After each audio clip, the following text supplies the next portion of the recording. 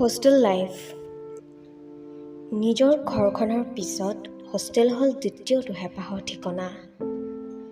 Hostel life মানে নিজৰ আপোন ঘৰখনৰ পৰা আঁতৰি আহি অচিনাকি মানুহবোৰৰ মাজত এক নতুন পৰিয়াল গঢ়ি তোলাৰ যাত্ৰা।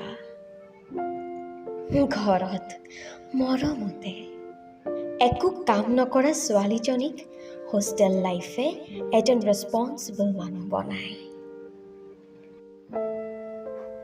কিবা সৰু সুৰা বেমাৰ হ'লে ঘৰখনক মূৰত উঠাই লোৱা ছোৱালীজনীক হোষ্টেল লাইফে ঘৰৰ মানুহে চিন্তা কৰিব বুলি ডাঙৰ কিবা হ'লেও ভালে আছো বুলি ক'ব শিকায়।